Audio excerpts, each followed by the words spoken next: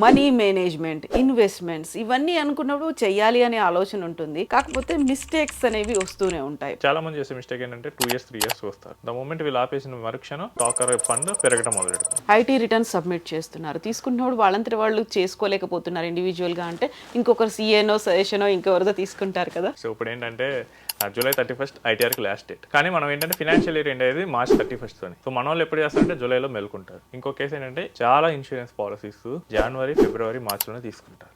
వీళ్ళు హరీబరీలో ఏదో ఒక పాలసీని సెలెక్ట్ చేసేసుకుంటారు. అది వీళ్ళకి అసలు ఎందుకు ఉపయోగపడుతుంది ఏంటి దాన్ని కంప్లీట్గా మిస్అండర్స్టాండ్ చేసుకుంటారు. నమస్తే, నేను Kavitha. Welcome to iDream. కామన్గా మనీ మేకింగ్లో, మేనేజ్మెంట్లో, ఇన్వెస్ట్మెంట్లో మిస్టేక్స్ అనేవి ఉంటాయి. వాటిని ఎలా ఓవర్కమ్ అవ్వాలి, ప్రాపర్గా మేనేజ్మెంట్తో పాటుగా ఇన్వెస్ట్మెంట్స్ని ఎలా చేసుకోవచ్చు. మనతో పాటుగా ఉన్నారు ఫైనాన్షియల్ ఎక్స్పర్ట్ సాయిరామ్ గారు. సాయిరామ్ గారు, హలో అండి, నమస్తే. నమస్తే. సో మనీ మేనేజ్మెంట్, ఇన్వెస్ట్మెంట్స్ ఇవన్నీ అనుకున్నప్పుడు చెయ్యాలి అనే ఆలోచన ఉంటుంది. కాకపోతే మిస్టేక్స్ అనేవి వస్తూనే ఉంటాయి ప్రాపర్ గైడెన్స్ లేదు అనుకున్నప్పుడు. అవన్నీ మిస్టేక్స్ లేకుండా ఫర్దర్గా ముందుకెళ్ళాలి, సక్సెస్ అవ్వాలి, రిచ్ అవ్వాలి, ఏం చేయాలంటారు? సో ఫస్ట్ ఏంటంటే మనకి శాలరీ వచ్చిన తర్వాత నుంచే ఇన్వెస్ట్మెంట్ అనేది స్టార్ట్ చేయాల్సి వస్తుంది. ఇన్వెస్ట్మెంట్ కాకపోయినా సేవింగ్స్ అనేది స్టార్ట్ చేయాలి. సో మనకి శాలరీ అకౌంట్లోంచి వస్తూ ఉంటాయి. సో కొంచెం అమౌంట్ తీసేసి ఎమర్జెన్సీ ఫండ్ అనేది పెట్టుకోవాలి. నెక్స్ట్ ఇంపార్టెంట్ థింగ్ ఏంటంటే మనకి మీద డిపెండెంట్స్ ఉంటే, లైక్ ఫాదర్ మదర్ వీళ్ళందరూ డిపెండెంట్స్ ఉంటే కనుక వాళ్ళందరికీ ఒక హెల్త్ పాలసీ అనేది తీసుకోవాలి. నెక్స్ట్ మన మీద కూడా డిపెండెన్స్ కనుక ఇమీడియట్గా లేకపోతే కనుక టర్మ్ పాలసీని మనం మ్యారేజ్ అయిన తర్వాత తీసుకోవచ్చు. బట్ డిపెండెన్స్ ఉంటే కనుక ఇమీడియట్గా టర్మ్ పాలసీ కూడా తీసుకోవాలి. నెక్స్ట్ ఏంటంటే మనం చేసే ప్రతి ఇన్వెస్ట్మెంట్ని మనం నోట్ చేసుకోవాలి. సో ఇది నేను చాలాసార్లు చూస్తాను. సో వాళ్ళు ఏం ఇన్వెస్ట్మెంట్లు చేస్తారో ఫ్యామిలీ మెంబర్స్కి చెప్పరు. బట్ ఒక పేపర్ మీద ఒక ఎక్సెల్లోనే రాసి దాన్ని ఒక లొకేషన్లో పెడితే అది చాలా ఈజీగా ఉంటుంది రేపు ఎప్పుడైనా ఎమర్జెన్సీ అయినప్పుడు. సో ఇన్ని చేసినా కానీ ఆ ఇన్వెస్ట్మెంట్స్ అలా సరే ఎప్పుడో తెలుస్తుంటాయి. ఎప్పుడు ఏదో డైరీలు వెతుకుతున్నప్పుడు, పేపర్లు దులుపుతున్నప్పుడు. మీకు తెలుసా 1000+ crores ఆఫ్ మనీ ఐడల్గా ఉంది, డిపాజిటర్స్ మనీ బ్యాంక్స్ దగ్గర. సో ఏంటంటే ఎవరు డిపాజిట్ చేశారో తెలియదు, ఎవరు క్లెయిమ్ చేయట్లేదు దాన్ని. సో ఇదంతా ఎందుకు వస్తుందంటే దాన్ని ప్రాపర్గా చెప్పకపోవటం ఇంట్లో వాళ్ళకి. నెక్స్ట్ ఏంటంటే నామినేషన్ అనేది ఇంపార్టెంట్. సో మనం ఏం చేస్తున్నా కానీ నామినేషన్ అనేది కంపల్సరీగా చేయాలి. సో ఇంకోటి ఏంటంటే ఆ నామినేషన్ కూడా అప్డేట్ చేస్తూ ఉండాలి ఫ్రీక్వెంట్గా. ఇప్పుడు చేసి 10 years తర్వాత ఒకసారి చూసుకోవాలి, మన ప్రిఫరెన్సెస్ మారవచ్చు నామినీస్లో, మనం దాన్ని చూసుకోవాల్సి వస్తుంది. నెక్స్ట్ ఏంటంటే aim for the long term. And ఇక్కడ చేసే మిస్టేక్ ఏంటంటే చాలామంది ఏం చేస్తారంటే లాంగ్ టర్మ్కి ఏం చేయకుండా హయ్యర్ రిటర్న్ కోసం చూస్తారు. సో హయ్యర్ రిటర్న్ కోసం చూస్తే ఏమవుతుందంటే ఆ రిటర్న్లో చాలా ఎక్కువ రిస్క్ తీసుకోవాల్సి వస్తుంది. So it's like A gambling. So మనం కనుక ఎక్కువ రిటర్న్ కోసం వెళ్తున్నా అంటే మనం ఎక్కువ మిస్టేక్స్ చేసే అవకాశం కూడా ఉంటుంది. ఎక్కువ రిటర్న్ ఎక్కడ వస్తుందంటే రిస్క్ ఎక్కువ ఉన్న దగ్గరే వస్తుంది. అప్పుడు ఏంటంటే మనం మనీ పోయే అవకాశం అయితే ఉంటుంది. సో మన రిస్క్ ఎంత తీసుకోగలుగుతున్నాం, సో దాన్ని మనం కేర్ఫుల్గా అనలైజ్ చేసుకోవాలి అండ్ రైట్ వేలో మనం పెట్టాలి. మనం టైం ఇవ్వాలి మన ఇన్వెస్ట్మెంట్స్కి. చాలామంది చేసే మిస్టేక్ ఏంటంటే 2 years 3 years వస్తారు, ఇది పర్ఫామ్ చేయట్లేదు అని చెప్పేసి ఆపేస్తారు. ద మూమెంట్ వీళ్ళు ఆపేసిన మరుక్షణం స్టాక్ ఫండ్ పెరగడం మొదలెడుతుంది. సో ఇలాంటి మిస్టేక్స్ అనేది చేయకూడదు. అండ్ మనీ మేనేజ్మెంట్లో చేసే ఇంకో మిస్టేక్ ఏంటంటే ఇన్కమ్ ట్యాక్స్ని కంప్లీట్గా ఇగ్నోర్ చేస్తారు. సో మీరు కష్టపడుతున్నారు, ఇన్వెస్ట్ చేస్తున్నారు, దాని మీద రిటర్న్ వస్తుంది, బట్ దాని మీద వచ్చే ట్యాక్స్ ఇంప్లికేషన్ కూడా చూసుకోవాలి కదా.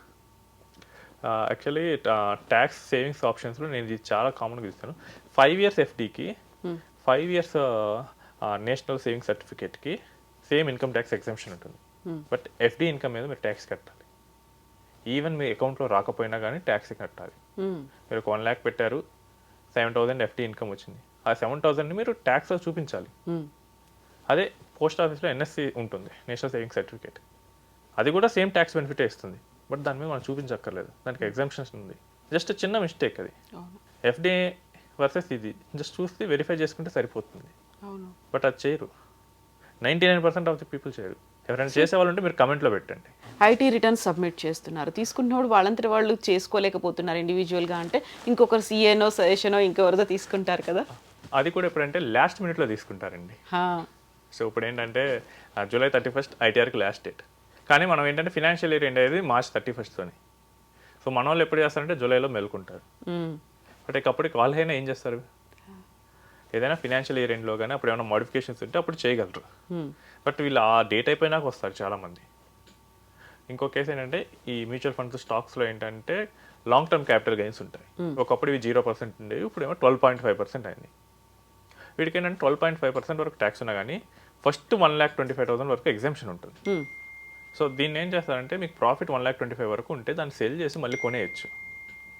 బట్ అది చేయరు చాలామంది, కంటిన్యూస్గా వెళ్తూ ఉంటారు. సో ఫైనల్గా ఏమవుతుందంటే ఫైనల్ అమౌంట్ మీద గవర్నమెంట్కి ఇంకా ఎక్కువ ట్యాక్స్ కడతారు.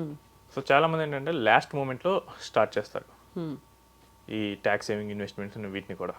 సో ఇది మనీ మేనేజ్మెంట్లో చాలా చేసే మిస్టేక్ ఏంటంటే చాలామంది జనవరి, ఫిబ్రవరి, మార్చ్లో మొదలు పెడతారండి. సో ఈ లాస్ట్ మూమెంట్లో మీరు హర్రీగా ఉండేసరికి ఏం చేస్తారంటే మీకు వెరిఫై చేసుకునే టైం ఉండదు. చాలా ఇన్సూరెన్స్ పాలసీస్ జనవరి, ఫిబ్రవరి, మార్చ్లోనే తీసుకుంటారు. ఎందుకంటే వాళ్ళ ఆఫీస్లో వాళ్ళు అడుగుతారు ట్యాక్స్ ప్రూఫ్స్. నెక్స్ట్ వీళ్ళు హరీబరీలో ఏదో ఒక పాలసీని సెలెక్ట్ చేసేసుకుంటారు. అది వీళ్ళకి అసలు ఎందుకు ఉపయోగపడుతుంది ఏంటి దాన్ని కంప్లీట్గా మిస్అండర్స్టాండ్ చేసుకుంటారు. ఇంకోటి ఏంటంటే ఎనఫ్ క్యాష్ అనేది ఉంచుకోరు. లిక్విడిటీ ఇస్ ద కింగ్, అది మర్చిపోతారు. ఈరోజు నీ దగ్గర 100 crores అసెట్ ఉంది, బట్ నువ్వు కార్లో కూడా తిరగలేవు, కార్లో తిరగడానికి కూడా నీ దగ్గర పెట్రోల్కి డబ్బు లేదంటే ఆ వాల్యూ ఎలా ఉంటుంది? సో అసెట్ మీద కాన్సన్ట్రేట్ చేస్తారు కానీ క్యాష్ మీద కాన్సన్ట్రేట్ చేయరు. బట్ క్యాష్ మీద ఎక్కువ ఫోకస్ పెట్టాలి. ఎందుకంటే నీ లైఫ్ స్టైల్ని నెక్స్ట్ స్టేజ్ తీసుకెళ్ళేది క్యాష్. రేపు ఫీజు కట్టాలి, వాళ్ళు ఏమో నీ దగ్గర ఉన్న గోల్డ్ తీసుకొని కట్టరు కదా, క్యాషే కదా తీసుకునే. ఇన్ ద సెన్స్ క్యాష్ అంటే ఆన్లైన్ ట్రాన్స్ఫర్ కూడా క్యాష్గానే చూస్తున్నాం. సో దీన్ని కంప్లీట్గా మిస్టేక్ చేస్తారు. ఇంకోటి ఏంటంటే లేట్గా స్టార్ట్ చేస్తారు కొంతమంది. ఇక్కడ పవర్ ఆఫ్ కాంపౌండింగ్ ఎలా ఉంటుందంటే అండి, సో మీరు ఒక 10,000తో స్టార్ట్ చేశారు, ఒక 20 years మీరు పే చేశారు. సో మీకు ఒక 15% రిటర్న్ వచ్చింది. సో మీకు ఒక సేవ్ ఎగ్జాంపుల్ ఒక 1 crore వచ్చింది అనుకోండి. నేను ఒక 5 years తర్వాత స్టార్ట్ చేశాను. సో నేను 10,000 పెట్టాను, బట్ నాకు 50 lakhs వస్తుంది. అంటే ఎవ్రీ 5 yearsకి మీకు హాఫ్ అయిపోతూ ఉంటుంది అమౌంట్, మనకి కాంపౌండ్ అయ్యే వాటిలో పెట్టుకుంటూ వెళ్తే. దీన్ని లేట్గా స్టార్ట్ చేస్తారు. సో జాబ్ వచ్చిన కొత్త తొలినాళ్ళలో అయితే, అప్పుడే ఫ్యామిలీ వచ్చిన తొలినాళ్ళు అయితే పెద్ద ఎక్స్పెన్సెస్ అయితే ఏముండవు. ఆ టైంని కంప్లీట్గా మిస్ చేస్తారు. సో అప్పుడు ఏమైందంటే మనకి కాంపౌండింగ్ చేయడానికి ఎక్కువ అమౌంట్ పెట్టాల్సి వస్తుంది. సో ఇప్పుడు నేను అదే 15 yearsలో నేను 1 crore పెట్టాలంటే నేను 15,000 చొప్పున పెట్టాల్సి వస్తుంది. సో నేను ఇక ఎక్కువ పెట్టాల్సి వస్తుంది. దాన్ని చాలా సింపుల్ థింగ్గా తీసుకుంటా, అప్పుడు ఏం అవసరం లేదు తర్వాత చూసుకుందాం అంటారు. ఫస్ట్ ఇప్పుడంతా ఇంటికి అవసరమైనవన్నీ కొనిపెట్టుకోవాలి అనే కాన్సెప్ట్. ఇంటికి అవసరమైన దాంట్లో కూడా కాదండి, they try to avoid it. Okay. So ఇంటికి అవసరం అంటే that's a valid reason, but అది కాదు ఇప్పుడే ఎందుకు, తర్వాత చూసుకోవచ్చులే, మెల్లిగా చేయొచ్చు. సో అప్పుడు ఏమవుతుందంటే టైం అనేది లిమిటెడ్. సో ఇప్పుడు 10 years అంటే 10 yearsలోనే అది కంప్లీట్ అవ్వాలి. ఇప్పుడు 1 year లేట్గా స్టార్ట్ చేస్తే 9 years ఉంటుంది మనకి.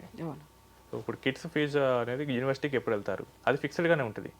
సో ఆ గోల్కి ఎంత ఎర్లీగా స్టార్ట్ చేస్తే అంత తొందరగా మనం రీచ్ అవుతాం. బట్ అది లేట్గా స్టార్ట్ చేసే కొద్దీ ఎక్కువ అమౌంట్స్ పెట్టాల్సి వస్తుంది. ఇంకోటి ఏంటంటే టెలికాలింగ్స్ వస్తాయి మనకి. ఇప్పుడు ఈ మధ్య కాల్ చేస్తున్నా కానీ మనకి ఈ టెలికాం వాళ్ళు వినిపిస్తున్నారు సోషల్ మీడియా ఫ్రాడ్స్కి లొంగొద్దని. బట్ ఎక్కువ మంది మిడిల్ క్లాస్ వాళ్ళు వీటికి లొంగిపోతారు.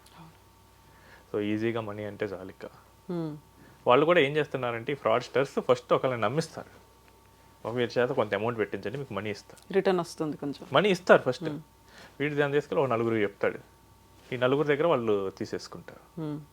సో ఫ్రాడ్స్టర్కి ఈజీగా యాక్సెసిబుల్గా ఉంటారు. బట్ మనం ఇన్కమ్ని మన ఇన్ఫర్మేషన్ వెరిఫై చేసుకోవాలి. మనకు తెలియకపోతే కనుక ఇంకా 2-3 దగ్గరైనా అడిగి తెలుసుకోవాలి. సో అది మెయిన్గా మిస్ చేస్తూ ఉంటారు. అవును. అండ్ ఇంకోటి ఏంటంటే ఈ ఇన్ఫర్మేషన్ కూడా వీళ్ళకే తెలిసినట్టు బిహేవ్ చేస్తూ ఉంటారు. సో అప్పుడు ఏమవుతుందంటే రాంగ్ స్టెప్స్ తీసుకోవడానికి చాలా అవకాశం ఉంటుంది.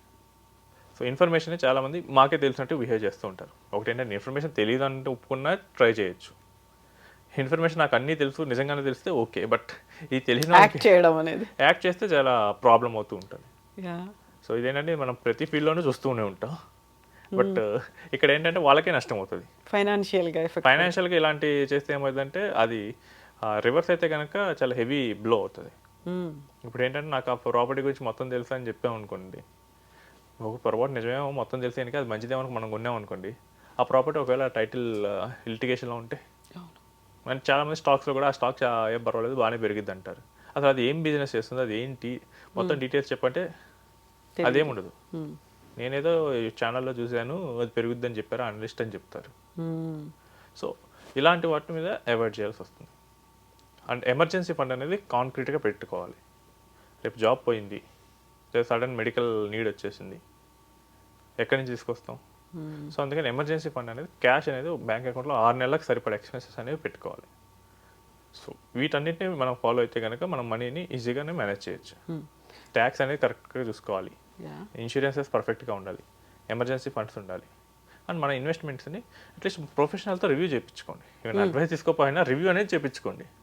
సో దట్ ఏమైనా మిస్టేక్స్ ఉంటే అట్లీస్ట్ ఇయర్ 1లో అయినా తెలుస్తాయి, కరెక్షన్స్ ఉన్నా చేసుకోవచ్చు. ఈ 4 ఫాలో అయితే కనుక మిడిల్ క్లాస్ వాళ్ళు మనీని బాగానే నెక్స్ట్ లెవెల్కి తీసుకెళ్ళవచ్చు. ఇన్వెస్ట్మెంట్స్ మేనేజ్మెంట్ అనేది ప్రాపర్గా ఉండాల్సిన అవసరం ఉంది. ఎస్ సాయిరామ్ గారు, థ్యాంక్ యూ సో మచ్ అండి. Thanks. థ్యాంక్ యూ అండి, థ్యాంక్ యూ.